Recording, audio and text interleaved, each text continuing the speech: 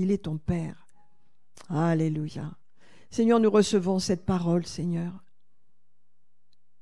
Alléluia. Nous avons été créés pour t'aimer, Seigneur. Tu nous as créés pour que tu nous aimes, Seigneur. Parce que tu es amour, tu nous as créés pour ton amour, Seigneur. Alléluia. Mais aussi, tu nous appelles à te rendre cet amour, à t'aimer à notre tour, Seigneur. Alléluia. Merci, Seigneur, ce matin. Amen. Amen, amen, amen. J'avais ce verset, je crois que je l'ai dû le noter.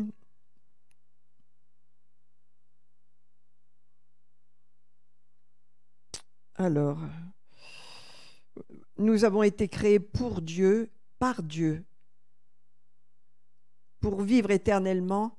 Je ne sais pas si vous réalisez, nous avons été créés par Dieu, mais pour Dieu. Nous avons été créés pour Dieu. Et il y a ce passage où je l'ai mis. Voilà, Romains 11, 36, qui est le verset qui m'a touché ce matin très tôt. C'est de lui, par lui et pour lui que sont toutes choses. Toutes choses. Toute la création, c'est de lui. Ça veut dire ça vient de Dieu, ça vient de lui. C'est de lui, par lui et pour lui que sont toutes choses. Toutes choses, nous sommes dedans. Nous sommes pour lui et nous sommes faits par lui. Et il a fait les choses pour lui. Ce que nous sommes, il l'a fait pour lui. Amen. C'est par lui, c'est de lui, par lui et pour lui. Pour lui. On a été créé pour lui. On a été créé pour son amour. On a été créé pour lui. N'est-ce pas merveilleux? Et c'est pourquoi ce matin, je vais vous parler de la reine d'Angleterre, de cet événement planétaire, de cette tristesse, de cette douleur et de cet honneur que tout le monde lui rend. Et c'est normal. Pourquoi? Parce que ce n'est pas une reine comme tout le monde, comme toutes les autres reines. C'est une reine vraiment selon le cœur de Dieu.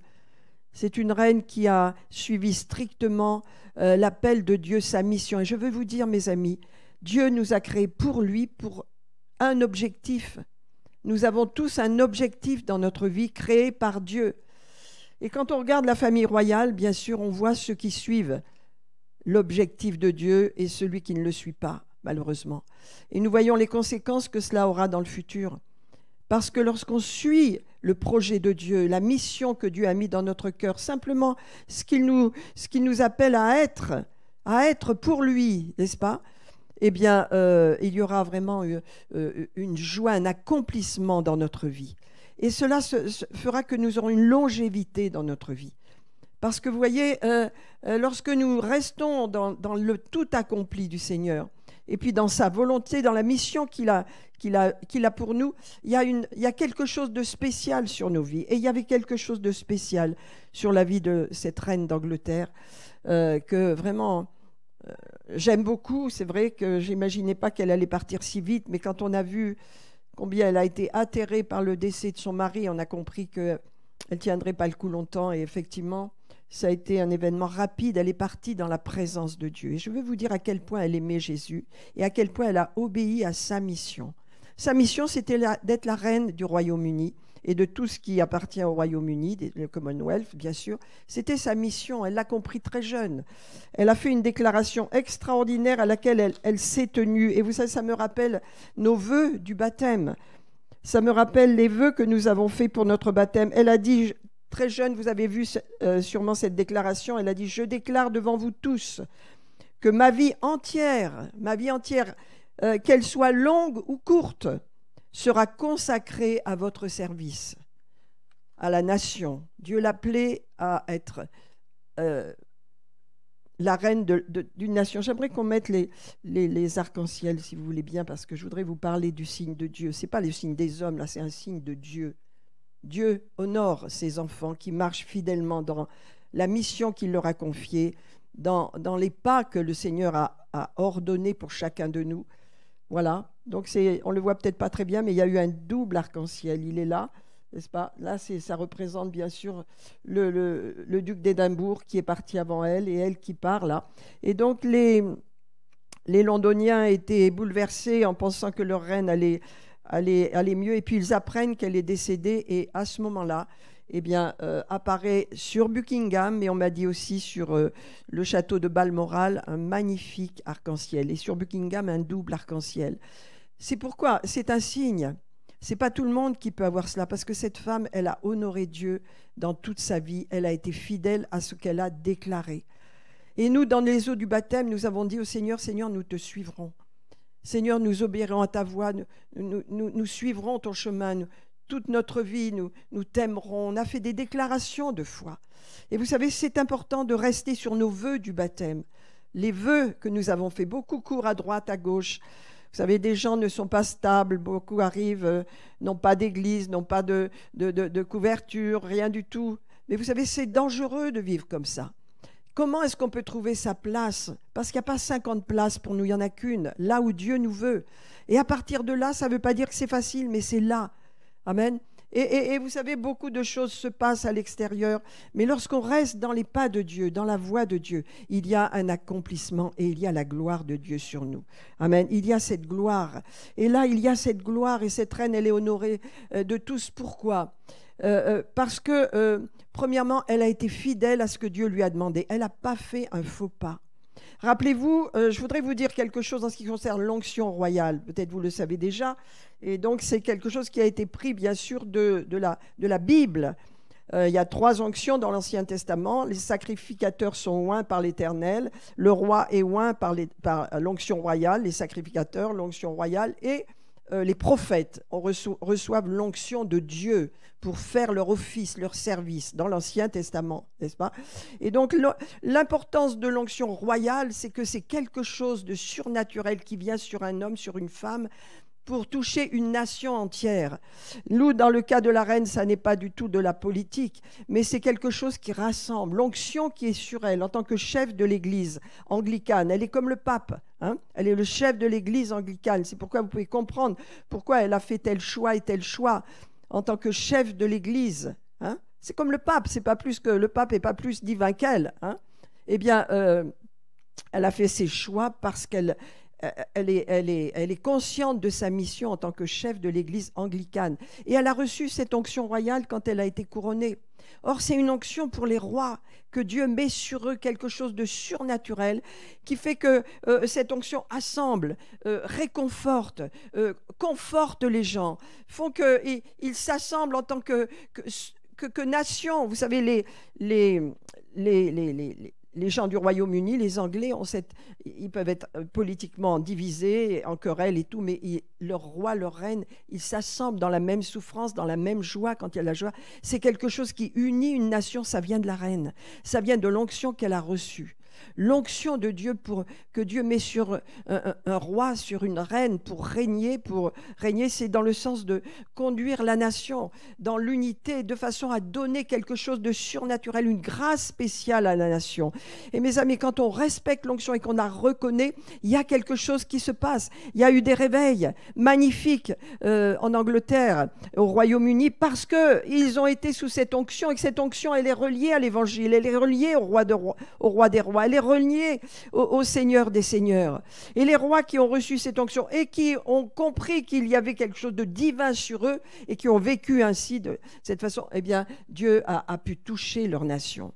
En France, les rois ont reçu cette onction. Certains vivaient tellement dans la dépravation que ça n'a pas porté de fruits, d'autres oui. Et cette onction pouvait guérir des gens. C'est une onction royale. Elle l'a reçue et à cause de l'onction qu'elle a reçue et qu'elle a reçue, si vous voulez, et qu'elle a compris, qu'elle a, disons, reçu en tant qu'onction royale, hein, onction de Dieu, eh bien, c'est pourquoi elle a honoré Dieu toute sa vie. Elle a été fidèle et elle a honoré Dieu. Amen.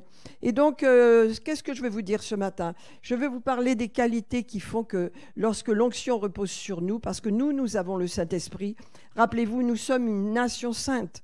Nous sommes des ambassadeurs pour Christ. Et cette femme, elle est un modèle. Je voudrais vous dire quelques mots de sa foi. J'ai mis ça hier soir sur mon Facebook parce que j'avais vraiment envie de le partager. Voilà. Alors, est-ce que je vais la voir? Je ne sais pas. Qu'est-ce qu'on me dit là? Bon, dommage. Juste, voilà. Voilà. Alors, les relations de la reine avec Billy Graham. Bon, Billy Graham, c'est les mêmes personnalités que la reine. C'est des gens entièrement consacrés à Dieu. Des gens stables, solides dans ce que Dieu leur a demandé, qui ne partent pas à droite, à gauche, mais qui font simplement ce que Dieu leur a demandé. Et parce qu'ils font ce que Dieu leur a demandé, eh bien l'onction de Dieu repose sur eux. Et ils ont du succès dans ce que Dieu leur fait. Ils réussissent, vous voyez. Et donc, dans les relations que la reine avait avec Billy Graham, vous savez que Billy Graham, vous connaissez Billy Graham, l'évangéliste mondialement connu qui est décédé il y a quelques années et qui a évangélisé la terre entière avec toujours un message pour reprendre et pour ramener les gens dans la droiture. Qui est-ce qui connaît Billy Graham? Amen, bien, bien. Alors, il a écrit un livre qui s'appelle Tel que je suis, c'est son autobiographie. Et dans ce livre, Billy Graham étant l'ami et le confident de la reine, témoignait de l'amour de la reine pour la Bible, ainsi que la force et la profondeur de sa foi chrétienne. Donc c'est Billy Graham qui témoigne. Et il dit « Personne en Grande-Bretagne ne fut plus cordial à notre égard, donc à l'égard de Billy Graham et de sa famille, que Sa Majesté la Reine Élisabeth II », a écrit Billy Graham. « Presque toutes les rencontres que j'ai eues avec elle se sont déroulées dans un cadre chaleureux et informel, comme par exemple un déjeuner ou un dîner, soit seul à seul, soit avec quelques membres de la famille ou d'amis proches. » Ces gens, la reine d'Angleterre et l'évangéliste Billy Graham, ne rendaient rarement compte de leurs rencontres publiques et n'exploitaient pas leurs relations dans leurs autres engagements. Ils étaient discrets sur leurs relations parce que c'était quelque chose de personnel. Ils n'en faisaient pas la publicité comme aujourd'hui, tout le monde veut faire de la publicité. Hein.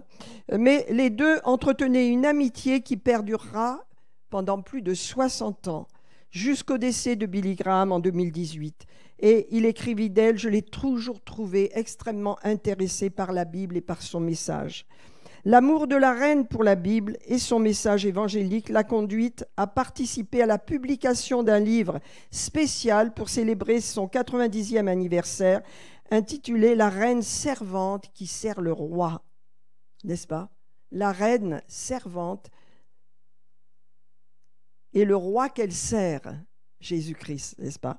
Cet aperçu de la foi chrétienne de Sa Majesté, qui a été coécrit avec 2 personnes, a été publié par la Société biblique de Royaume-Uni, dont la reine était la marraine. Amen, amen. Alléluia.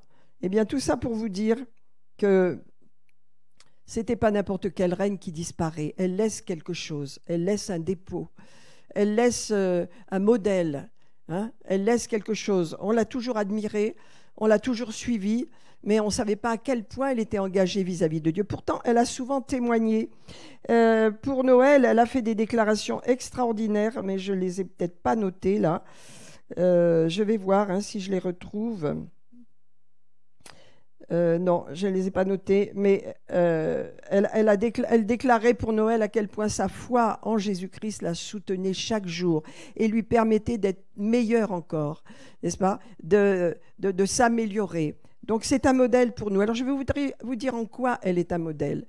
Premièrement, elle est un modèle parce qu'elle a été fidèle. Fidèle à son appel, fidèle à ce que Dieu lui demandait dans sa vie. Ce qui la caractérise, c'est la fidélité. Et donc, dans notre vie, vous voyez, c'est une qualité qui vient de l'esprit. Regardez, là, vous avez les images. À l'époque, elle était avec toutes... Là, c'est la femme de Billy Graham. Ça, c'est la famille de la reine. Et il y a beaucoup d'autres images. Vous trouverez sur YouTube, bien sûr. Mais c'est pour que vous réalisiez à quel point elle savait choisir ses confidents ou les gens avec qui elle pouvait se communiquer sa foi, n'est-ce pas? Parce qu'elle représente bien sûr, et elle était croyante dans l'église anglicane, qui est comme l'église protestante ici, et donc elle avait un contact avec la parole de Dieu, et c'est pourquoi à chaque fois qu'elle voyait que le pays allait de plus en plus dans l'athéisme, dans le matérialisme, eh bien elle accentuait son message de Noël en mettant l'accent sur Jésus-Christ. N'est-ce pas? Et donc, c'est important de voir cette femme à quel point elle a été fidèle. Alors, je voudrais vous poser une question maintenant que je vous ai parlé de la reine d'Angleterre et du message qu'elle a laissé, du témoignage qu'elle a laissé. Je voudrais vous poser quelques questions. Premièrement, pourquoi est-ce qu'on est sur Terre?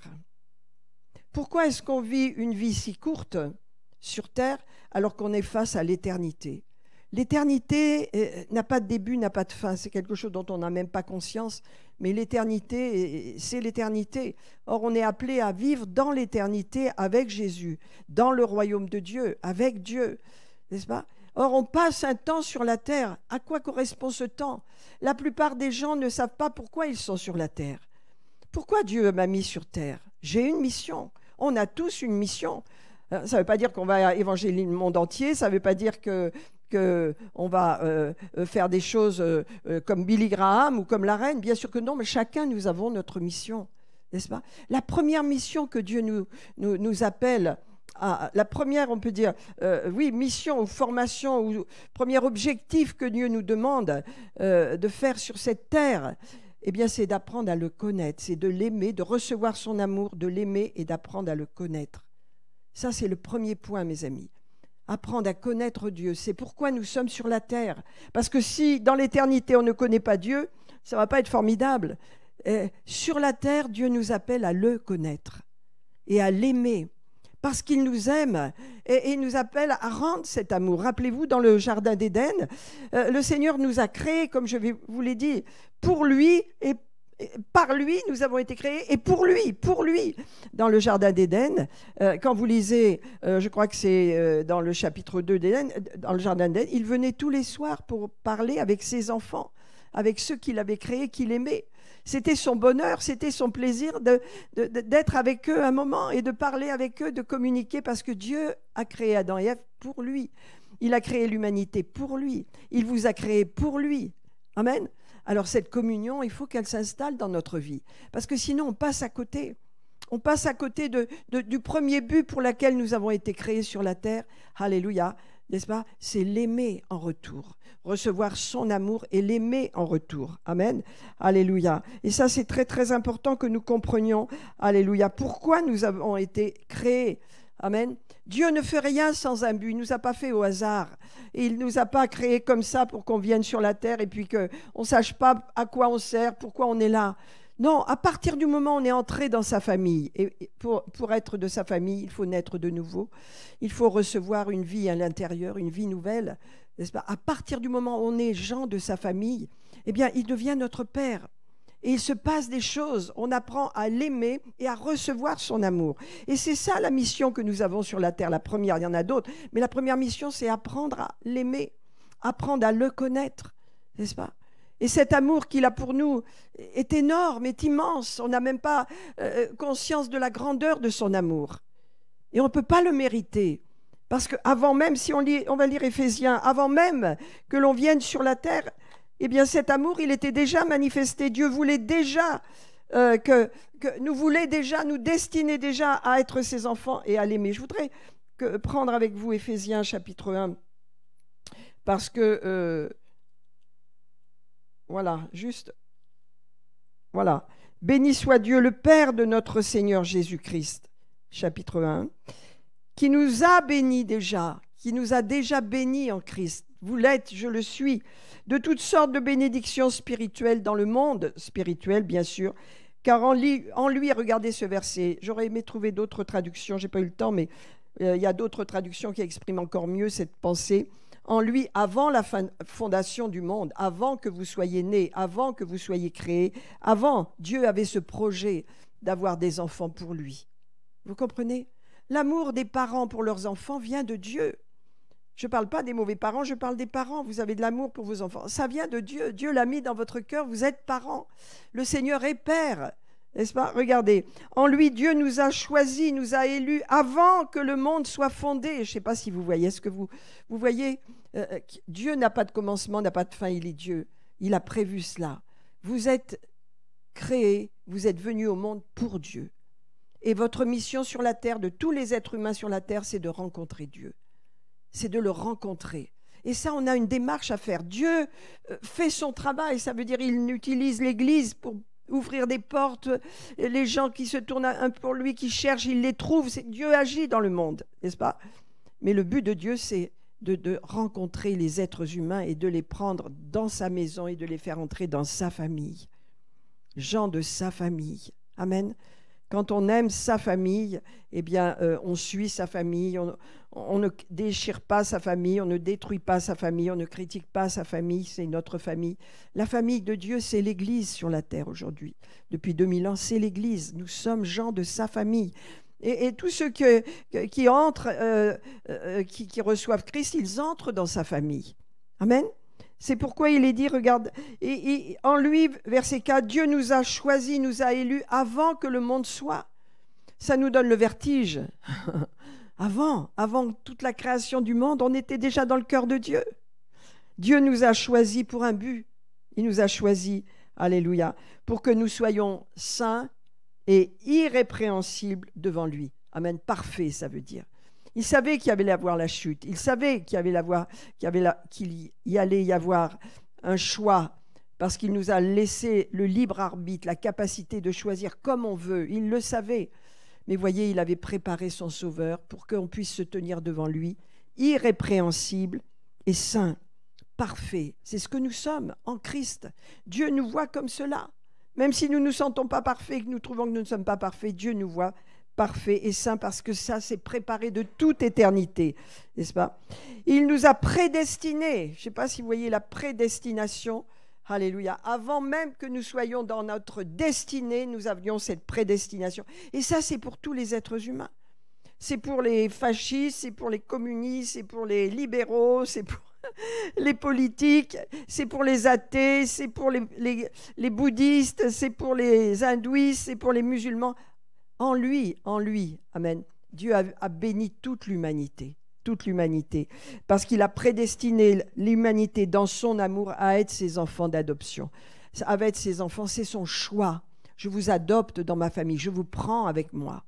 Est-ce que vous voyez cela qui vous êtes?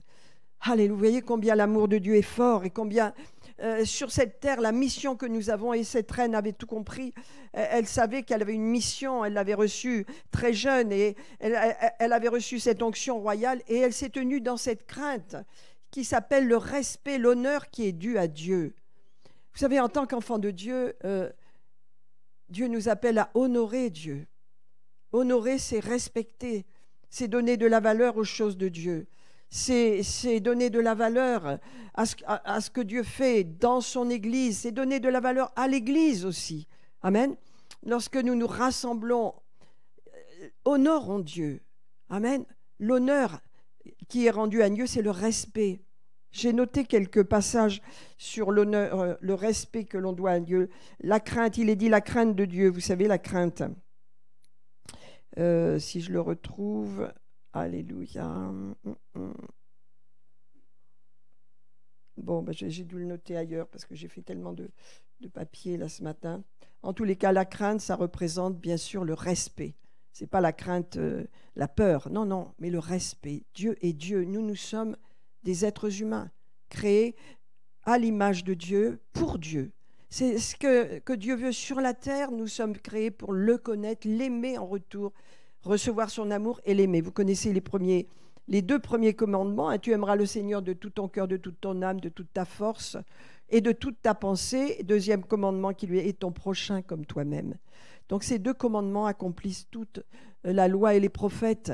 Et voilà pourquoi nous sommes sur la terre, pour aimer Dieu en retour, parce qu'il est heureux quand ses enfants lui témoignent notre amour, quand il y a un échange entre lui, car c'est ce qu'il cherche. Mais deuxièmement, nous sommes aussi sur la terre pour libérer, on peut dire, la mission, le programme qu'il a mis en nous. Chacun d'entre nous, nous avons un programme. Et quand nous regardons la famille royale, nous voyons que les deux frères, par exemple, sont très différents. Et ils sont des princes royaux. Ils ont une destinée tous les deux d'honorer leur pays, de bénir leur pays à leur place respective. Et on sait par exemple que, comment il s'appelle, William a pris du temps avant de se marier. Il a fait attention de ne pas se tromper. Et ensuite, il ne s'est pas trompé. Il a pris la bonne épouse. Quant à Harry, lui, il a eu un coup de feu, un coup de flamme. Mais on voit le résultat. Il perd tout. Bien sûr que les gens peuvent crier derrière lui. Il perd tout. Il honore plus qu'il est. Et il a tout perdu, alors qu'il était un prince d'Angleterre et qu'il avait une mission pour son pays. Mais vous voyez, mes amis, pourquoi je vous dis cela? Parce que Je pense aux jeunes. Je pense à l'importance du mariage. Vous savez, le mariage, dans certains pays, c'est même pas une question de sentiments. Les sentiments viennent après. C'est une question de décision de deux personnes qui se sont connues, qui, dans le sens où ils ont appris à se connaître, à parler ensemble, à savoir quels étaient leurs objectifs, etc. Et ensuite se sont unis. Et ce sont des mariages solides et qui durent. Et le mariage est tellement puissant, tellement fort aux yeux de Dieu sur cette nation, dans le monde, n'est-ce pas, que l'ennemi l'attaque et que prendre quelqu'un qui ne craint pas Dieu et se marier avec quelqu'un, si vous êtes engagé avec Dieu, et se marier avec quelqu'un qui n'a pas la crainte de Dieu, qui ne respecte pas Dieu et tout, vous allez à l'échec. Vous allez automatiquement à l'échec et vous allez à votre échec personnel. La Bible est claire. Et on voit ça dans la famille royale, on voit ça dans cette reine. Très tôt, à 13 ans, elle a su que le prince d'Édimbourg, le duc d'Édimbourg, était son mari. Elle l'a su par l'esprit, dans son cœur, c'est une conviction. Vous savez, Dieu nous parle par conviction, il ne nous parle pas dans notre tête, il nous parle là. À 13 ans, elle savait que c'était l'homme de sa vie, qu'il fallait... Elle l'aimait pas, elle n'est pas tombée amoureuse, mais elle a su que c'était celui-là qu'il lui fallait, pas un autre. Et Dieu merci, c'était le bon. Dieu merci, cet homme... a eu vraiment le courage de rester derrière elle, de la soutenir, d'être avec elle jusqu'au bout. C'est pourquoi vous avez eu ces deux arcs-en-ciel là, parce qu'ils sont partis dans la présence de Dieu tous les deux. Elle est allée le retrouver. Mes amis, c'est important. Je parle aux jeunes qui ne sont pas mariés. Ils doivent savoir qu'on ne se marie pas parce qu'on a un désir. Vous savez, 75% des jeunes qui veulent se marier, on leur demande qu'est-ce qui est le plus important pour toi si tu veux te marier. Et la réponse de 75% des gens, c'est de dire « Ah ben qu'elle soit belle, qu'elle me plaise, qu'elle soit belle. Ah bon, mais si elle n'est pas chrétienne, ah ben ça viendra après. Si elle n'a aucun respect pour toi, etc., ça viendra après. » Vous voyez, les critères des jeunes pour se marier, c'est n'importe quoi. Or, les critères des chrétiens également, c'est n'importe quoi. On voit des chrétiens se marier avec des non-chrétiennes et ils pensent que leur vie va être facile. Il y a beaucoup de divorces parmi les chrétiens parce que les chrétiens ne réalisent pas la puissance qu'il y a dans le mariage chrétien. Lorsqu'un homme et une femme est unis devant Dieu, il y a une telle puissance, la bénédiction est sur les enfants et ils portent du fruit pour le royaume de Dieu. Mais lorsqu'il y a un joug inégal, lorsqu'il y a une union qui n'est pas en accord avec Dieu, il y aura des catastrophes et des problèmes. Et les enfants en porteront les conséquences. Dieu veut qu'on honore le mariage. Et Dieu veut que les jeunes ne partent pas dans toutes les directions parce que d'un seul coup, il y a une passion qui s'allume devant eux. Parce qu'il y a dans leur cœur une rébellion ou quoi que ce soit. Non, le mariage est trop sérieux pour qu'on le traite à la légère. Vous êtes d'accord avec moi ? Le mariage est tellement puissant pour Dieu. Quand un homme et une femme, un foyer, vivent ensemble sous le regard de Dieu, Dieu est le troisième partenaire dans le mariage. Et le mariage est tellement difficile parce que les deux caractères sont souvent différents que s'il n'y avait pas le Seigneur en troisième personne dans le mariage, les mariages ne réussiraient pas. Mais parce que Jésus est au milieu du mariage, parce que Dieu est là, les mariages tiennent. Ils tiennent dans la longueur. Amen. Ils se corrigent, ils s'améliorent. Parce que c'est ça, la marche avec Dieu. L'amour n'est pas sentimental, n'est-ce pas? L'amour qu'on vous montre dans les magazines ou que les jeunes courent derrière et tout ce qu'ils peuvent voir, ça n'a rien à voir avec l'amour conjugal que Dieu enracine dans nos cœurs. Alléluia, qui est un engagement, un engagement. Après les eaux du baptême, le mariage est un deuxième engagement. C'est un engagement devant Dieu et devant votre épouse ou votre époux. C'est le même engagement et c'est un engagement pour l'éternité. Ce sont des mariages qui durent pour l'éternité. Ce n'est pas des mariages qui vont passer au bout de 5 ans. La crise des 5 ans, on me disait, la crise des 7 ans, la crise des 10 ans. Oui, on a eu des crises. Mais Dieu était notre témoin. Il nous a soutenus et nous sommes sortis des crises. Amen. Nous ne les avons pas passées et elles ne nous ont pas terrassées. Et si un mariage a des crises, ce n'est pas grave, n'est-ce pas? Parce qu'un mariage selon Dieu, il y aura des crises. Mais ces crises se surmontent avec de l'intelligence, avec de la sagesse et avec de la prière. Les crises se surmontent parce que le mariage est tellement précieux pour Dieu. Lorsque un mari et sa femme s'unissent, ils vont avoir des enfants. Dieu, la bénédiction descend sur les enfants, les petits-enfants. Dieu voit la longévité. Dieu établit déjà son royaume dans la vie des petits-enfants alors qu'ils n'ont encore rien fait. Et la main de Dieu est sur cela. L'amour de Dieu est là sur ces familles chrétiennes. Et elles vont avoir une mission. Vos enfants sont missionnés et vous portez du fruit au travers de vos enfants. Vous êtes en bénédiction parce que vous avez bien élevé vos enfants et qu'ils sont en train de prendre leur envol comme Dieu veut, pas n'importe comment, pas avec l'esprit du monde, pas dans les boîtes de nuit, pas avec des gens qui ne sont pas non chrétiens, mais consacrés à Dieu. C'est ce que Dieu veut, mes amis. Nous ne sommes pas du monde, nous sommes du royaume de Dieu. Et donc, cette famille nous montre clairement, et ces deux frères nous montrent clairement qu'il y en a un qui va se casser la figure, c'est sûr, qui est en train d'être vampirisé par sa femme, hein. C'est-à-dire qu'il fait ce que sa femme veut et il ne fait pas ce qu'il doit faire. Et un prince comme cela, c'est catastrophique. Parce qu'en tant que prince royal, il avait une mission pour son pays. Ces deux-là avaient une mission. Et donc, voilà. Mais heureusement, il y a une stabilité qui s'établit avec William. Mes amis, ce n'est pas comme le monde voit. Dieu voit autrement que nous. Il aime tout le monde, il aime tout le monde, mais il y a une mission pour chacun. Nous devons apprendre à la reconnaître. Pourquoi je suis sur terre? Pourquoi Dieu m'a mis sur terre, n'est-ce pas? Premièrement, quand vous êtes marié, vous avez une mission. Votre mariage a la mission, n'est-ce pas, de vous unir, de faire une seule chair, d'être ensemble avec Dieu au milieu, avec le Seigneur qui vous conduit, qui vous corrige, qui vous reprend, mais aussi qui vous bénit. N'est-ce pas? C'est une mission. Et la mission, quand vous avez des enfants, c'est de les élever selon Dieu en étant des modèles. N'est-ce pas? Pourquoi? Parce que cette mission, elle va changer la société, elle va changer le monde. Une famille chrétienne change sa société, rien que par le modèle qu'ils sont. Ils ont quelque chose sur eux. Les couples chrétiens qui marchent selon Dieu ont quelque chose que le monde n'a pas, que le monde ne peut pas avoir, que le monde ne peut pas offrir.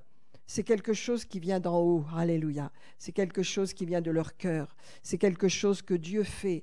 Et à travers cette famille, il y en a qui ont des enfants, il y en a qui n'ont pas d'enfants, ça ne fait rien.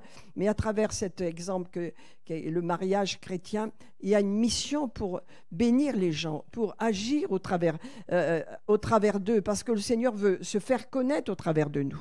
N'est-ce pas? Chaque personne a cette mission sur terre. Pourquoi vous êtes sur terre? Pourquoi nous sommes sur terre?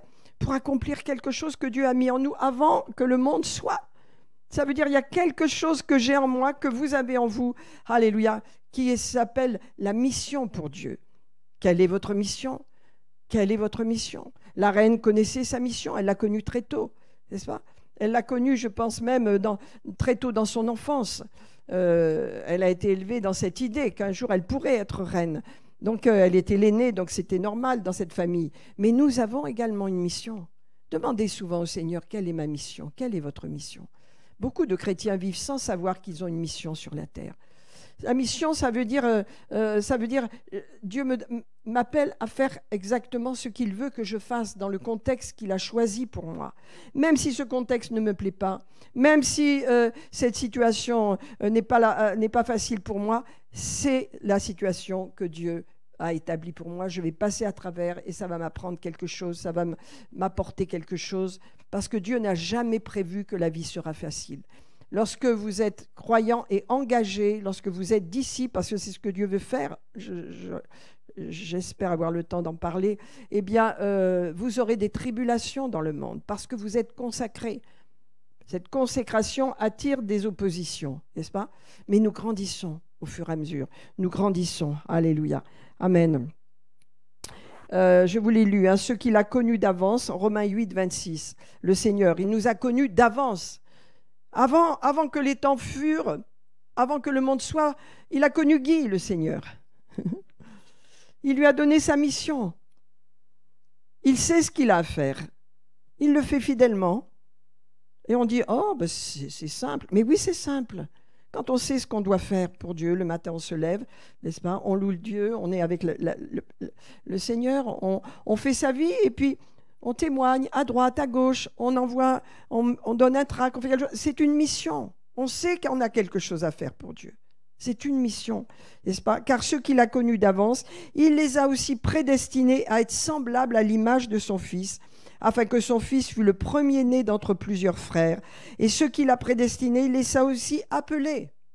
Ah, un appel, ça veut dire, j'ai quelque chose pour toi. J'ai quelque chose dans ta vie, il faut que ça sorte, il faut que ça s'exprime. Tu dois le trouver, il y a quelque chose que j'ai pour toi. Hein? Premièrement, je veux que tu sois la personne que je veux que tu sois. Pas un modèle qui copie quelqu'un, qui fait... Non, vraiment toi-même, parce que c'est comme ça que je t'ai créé. Je veux que tu sois toi-même. Et je veux que tu dégages ce qu'il y a à l'intérieur de toi, parce que c'est moi qui l'ai mis. Amen.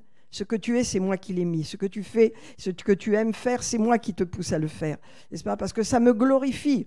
Parce que c'est quelque chose, un système, un mécanisme que j'ai mis en toi.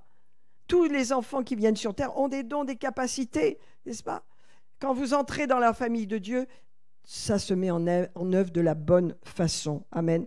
Il le dit, ceux qu'il a prédestinés, il les a aussi appelés. Ceux qu'il a appelés, il les a justifiés. Et ceux qu'il a justifiés, il les a glorifiés. Alléluia. Amen.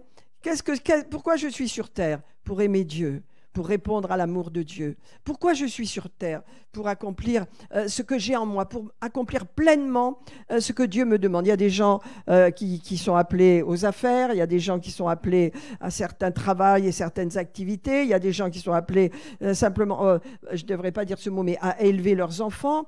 Il y a des gens qui sont appelés à toutes sortes de choses, n'est-ce pas? À différentes étapes, mais ce qui compte, c'est que vous le faites parce que vous savez que c'est ce que Dieu vous demande. Vous savez, c'est relié à Dieu. Votre travail est relié à Dieu. Votre vie familiale est reliée à Dieu. Votre vie de couple est reliée à Dieu. Faites toutes choses pour Dieu. En toutes choses, rendez grâce à Dieu. Amen. Donc, qu'est-ce qui se passe? Tandis que nous marchons et nous cheminons ainsi, qu'est-ce qui se passe? Nous sommes transformés à l'image de Christ parce que c'est ce que Dieu veut. C'est le troisième point. Dieu veut que l'image de Christ se reflète en nous. Or, l'image de Christ, si vous êtes marié à un conjoint qui n'est pas chrétien, c'est impossible. Vous aurez trop de tribulations. N'est-ce pas? Mais quand vous êtes marié selon Dieu, avec Dieu, alléluia, vous allez pouvoir régler les situations, régler les problèmes et libérer totalement ce qui est en vous. Vos capacités, vos dons vont se manifester parce que Dieu les a mis en vous avant que le monde soit. Regardez ce qu'il est dit dans... il y avait dans Philippiens 5, là, ayez en vous les sentiments qui étaient en Jésus-Christ, en nous. Et en Hébreux 4, 15, il est dit, nous n'avons pas un souverain sacrificateur qui ne puisse compatir à nos faiblesses. Non, au contraire, il a été tenté comme nous en toutes choses, sans commettre le péché. Ça veut dire Dieu connaît nos faiblesses, connaît nos doutes, connaît nos hésitations, parce qu'il les a vécues, lui. Mais il n'est pas tombé, mais il les a vécus, ça veut dire il les a ressentis, il les a traversés, mais regardez, il n'a pas péché lui, mais il sait ce par quoi on passe, et ce qui est extraordinaire dans le christianisme, ce qui est révolutionnaire, aucune religion ne peut s'approcher même à un degré de la grandeur et de la magnificence du christianisme. Le Dieu Tout-Puissant s'est identifié à nous, pour nous comprendre, pour nous connaître, pour être avec nous, au milieu de nous, vous vous rendez compte? Et il dit, approchons-nous donc avec assurance, confiance, assurance du trône de la grâce, afin d'obtenir miséricorde et de trouver grâce pour être secourus dans tous nos besoins. Il n'y a pas plus extraordinaire que ce verset-là. Pour être secouru dans tous nos besoins. Problème de couple, je peux être secouru. Problème avec mes enfants, je peux être secouru. Dans tous mes problèmes dans mon travail, je suis secouru. Amen. Problème dans ma santé, je suis secouru. Je peux m'approcher. Mais tu as des conditions aussi. Il faut que tu t'approches de Dieu, mon ami. Il faut que tu t'approches de Dieu. Alléluia.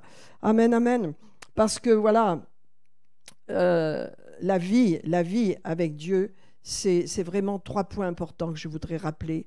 Premièrement, entrer dans l'amour de Dieu, bien sûr, et recevoir et donner cet amour à Jésus. L'aimer en retour. Il attend cela, l'aimer en retour.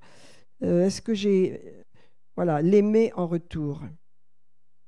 Amen. Ensuite, être fidèle, avoir une vie de fidélité. Ça, c'est donné par le Saint-Esprit. Vous vous rappelez les dons de l'Esprit dans Galates 5, il est dit que la fidélité est un don.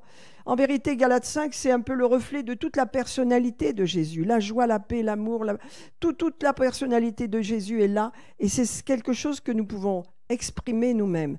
Être fidèle dans notre vie. fidèles dans notre travail, fidèles à notre Église, bien sûr, fidèles dans nos relations avec le Seigneur, fidèles, la fidélité, c'est quelque chose que Dieu a mis en nous et qui est la nature de Dieu. Dieu est fidèle avec ses enfants, il est fidèle avec nous, il ne nous abandonnera jamais. Alléluia. 1 Timothée 1,12, il y a l'apôtre Paul qui dit « Je rends grâce à Dieu qui m'a fortifié, à Jésus-Christ mon Seigneur, de ce qu'il m'a jugé fidèle en m'établissant dans le ministère. » Dieu voit la fidélité est un trait de caractère extrêmement profond.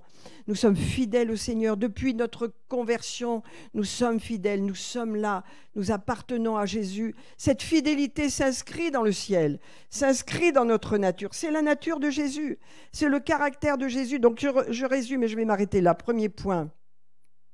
Sur la terre, j'ai une mission, je suis venu avec un but, Dieu me l'a fixé dès le début, avant même que le monde soit.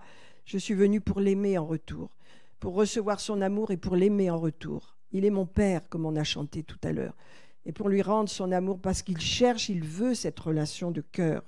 Ça lui fait plaisir, il nous aime, il a fait tout cela pour nous. Il nous a fait pour lui, pardon, il nous a fait pour lui, c'est le contraire. Il nous a fait pour lui. Deuxième point. Donc le premier point, j'y reviens, Dieu nous a créés pour lui. Ah oui, ensuite Dieu nous a mis en nous, n'est-ce pas, une programmation pour qu'on accomplisse ce pourquoi nous sommes faits, n'est-ce pas? Et ça c'est important, et aussi bien dans notre famille, dans notre couple, avec nos enfants, dans notre travail, dans notre église. Il y a quelque chose, une programmation que Dieu a mis en nous pour que nous ayons une mission sur cette terre et que nous l'accomplissions parce que Dieu veut qu'on vive avec un but. Demandez à Dieu quelle est votre mission, quel est votre but sur la terre. Ne vivez pas sans but au jour le jour. Accomplissez votre mission. Dieu m'a donné une mission, je la fais depuis longtemps.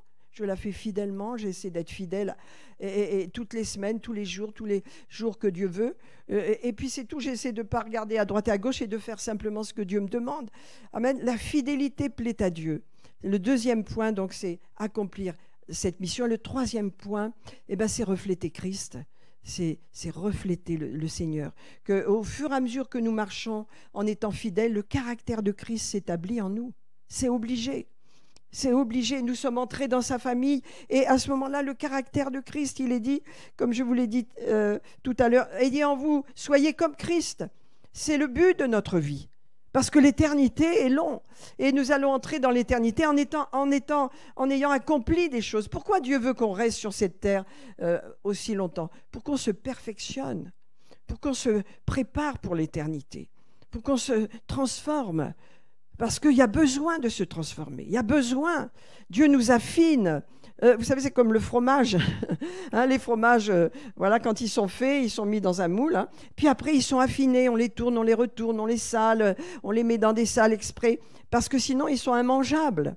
Et souvent, on est immangeable. Si Dieu nous rappelait dans l'éternité comme on est, ça n'irait pas. Vous comprenez, mes amis, ce que je vais vous dire? 3 points, n'oubliez pas. Nous sommes créés pour Dieu.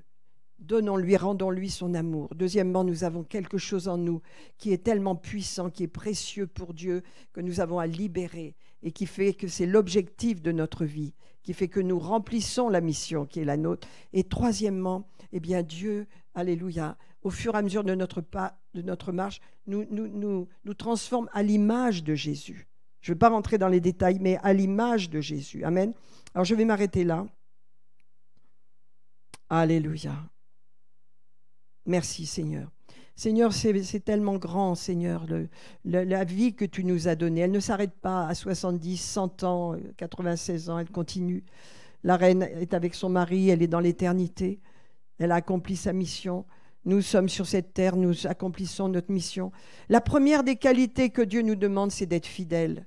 Beaucoup de chrétiens, depuis le Covid, là, sont infidèles, partent à droite, partent à gauche, suivent sans arrêt tout ce qui se passe ailleurs, n'ont pas de racines. Ils sont en danger, je vous le dis, ils sont en danger. Spirituellement, ils n'avancent plus. On peut pas avancer si on ne s'enracine pas, c'est un principe, n'est-ce pas? Dieu nous enracine quelque part. Amen. À partir du moment où on sait que c'est Dieu qui nous a enracinés, grandissons, développons-nous. Amen. Mais comprenons que le but de Dieu, c'est que ce qui est en vous, alléluia, se libère parce que c'est votre mission. Et Dieu l'a mis en vous avant même que le monde soit. Avant même que le monde soit, Dieu m'avait vu là aujourd'hui, comme je suis. Dieu vous voit là aujourd'hui. Et il y a quelque chose en vous qui doit sortir. Et que cette œuvre doit vous permettre, n'est-ce pas, d'exprimer. Amen. Parce que c'est ça la mission de Dieu. Amen. L'aimer en retour. Allez lui donner notre amour. Allez libérer le potentiel, ce que Dieu a mis en nous. Allez, cette mission qui est en nous.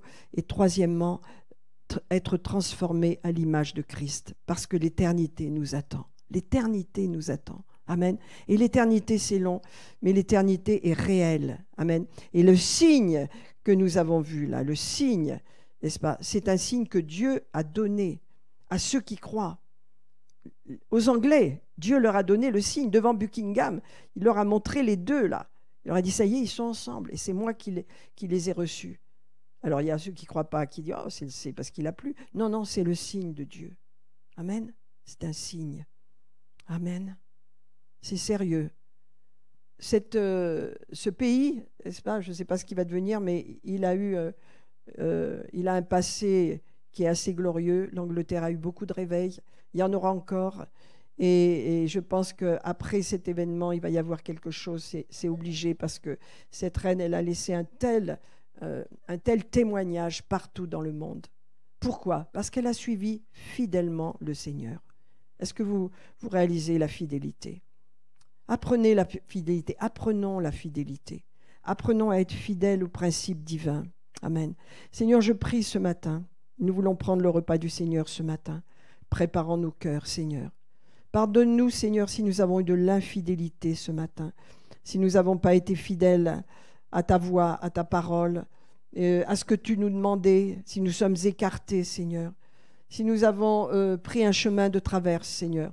Ramène-nous sur le bon chemin, même si c'est dur, même si c'est difficile, même si on ne voit pas le bout du tunnel, Seigneur, je veux rester sur ce chemin. Je ne veux pas en bouger, Seigneur, parce que je veux être fidèle, fidèle à ce que tu m'as demandé, fidèle à ta voix, fidèle à ton... Je ne veux pas de confusion, je ne veux pas partir dans tous les sens, je veux rester stable. Je veux être un modèle de stabilité, Seigneur, de fidélité, Seigneur Jésus. Et je te demande pardon pour tous les côtés de ma vie qui ne sont pas parfaits. Alléluia. Mais je te remercie de m'améliorer, Seigneur. De m'aider à m'améliorer. Tu le fais. Comme l'a dit cette merveilleuse reine, elle a dit un jour à Noël, et je n'ai pas noté, mais je l'ai noté quelque part, de ce témoignage qu'elle a dit que ce qui est beau avec le Seigneur Jésus, c'est qu'on essaie de faire toujours notre meilleur chaque jour. Essayons de faire toujours le meilleur chaque jour. Alléluia. Seigneur, je prie pour tes enfants et pour moi-même ce matin, Seigneur. Merci, Seigneur, que nous apprenons à rendre, à te donner notre amour, à exprimer notre amour pour toi, parce que c'est ce que tu attends de nous, Seigneur. Et merci aussi de ce que tu as mis en nous, Seigneur, ces dons, ce potentiel puisse se manifester dans ma vie, puisse se réaliser, que je sache ce pourquoi je suis fait, ce pourquoi tu m'as créé, Seigneur, et que je l'accomplisse pleinement, en étant pleinement moi-même, Seigneur, pas en cherchant à être quelqu'un d'autre, pas en copiant qui que ce soit, mais en étant pleinement moi-même, Seigneur. Parce que tu aimes que je sois moi-même. Tu m'aimes dans mes moments où je suis moi-même. Tu m'aimes à l'église, bien sûr, mais tu m'aimes aussi quand je me promène dans la rue, quand je me balade dans les champs. Tu m'aimes aussi quand je fais la cuisine, quand je suis moi-même. Tu m'aimes. Même si je suis des fois pas la bonne personne qui réagit bien, tu m'aimes. Je suis ta fille, je suis ton fils. Alléluia. Et le troisième point, Seigneur, aide-moi, aide-nous ensemble à ce que l'image de Christ se forme en nous, notre caractère, Seigneur, la fidélité, la beauté de ces 9 qualités dans Galates 5, ces qualités de caractère qu'avait Jésus, que nous puissions les avoir à notre tour, Seigneur. Et ça prend du temps, mes amis, ne croyez pas que ça se fait comme ça. Ça prend du temps de recevoir et de vivre dans ce caractère divin. Ça prend du temps. C'est pourquoi Dieu nous appelle à être disciples et à faire des disciples, à former des disciples. Un disciple, il commence à entrer dans le caractère de Christ. Il a déjà les qualités. Il a déjà des qualités qui sont en référence avec le caractère de Christ. C'est pourquoi le Seigneur Jésus a dit « Faites des disciples autour de vous ». Les chrétiens qui sont uniquement chrétiens, qui ne sont pas formés, ne vont pas loin, mais un disciple, il porte des fruits pour le royaume de Dieu. Il est disciple dans son foyer, il est disciple auprès de ses enfants, il est disciple dans son travail, il est disciple partout dans la société. C'est un disciple. Et la reine d'Angleterre était un disciple parfait. Merci pour l'onction qui est sur nous, Seigneur. Saint-Esprit, Seigneur, nous voulons de la révérence,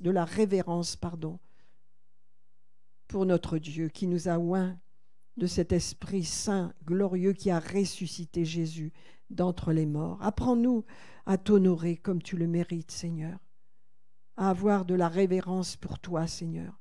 La crainte de Dieu, a dit Salomon, c'est le début de la sagesse. Ça veut dire le respect, respecte ton Dieu, honore-le dans ta vie. Alléluia. Et cela réjouit le cœur de Dieu. Amen, amen, amen.